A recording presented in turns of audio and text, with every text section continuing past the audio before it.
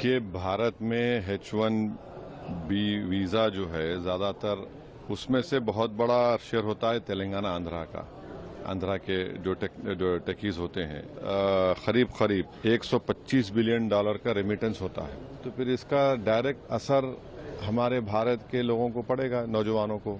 मैं कोई political point score करना नहीं चाह रहा हूं, मगर भारत सरकार को और खासतौर से मोदी सरकार को सोचना चाहिए कि ये सब जो पाकिस्तान का मिलिट्री चीफ जाकर खाना खाता है ट्रंप के साथ, और बिल्कुल हम सकम ना करें ये अमेरिका की ट्रंप सरकार की ब्लैकमेलिंग। भारत में H1B वीज़ा जो है ज़्यादातर पहले तो समझिए कि H1B वीज़ा जो है 71% इंडियंस को मिलता है।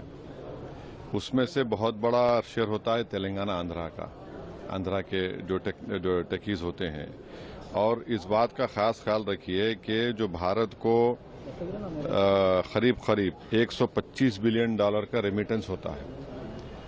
अब अगर आइंदा से जिस किसी को भी H1B वीज़ा मिलेगा और उसके एम्प्लॉयर्स को कहा जाएगा कि भाई $1 लाख आप जमा करवाइए, तो फिर इसका डायरेक्ट असर हमारे भारत के लोगों को पड़ेगा, नौजवानों को, जो बड़ी मेहनत करते हैं और बड़े इदारों में, कॉलेजेस में जाकर अपनी तालीम को मुकम्मल करते हैं, और उसका बुरी तरह असर पड़ेगा।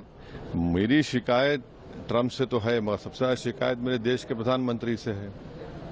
आपने अहमदाबाद में इतना बड़ा मीटिंग की, स्टेडियम में मीटिंग की, हाउडी मोडी किया आपने, ये क्या फायदा हुआ बताइए? और हम लोग क्या कर रहे हैं?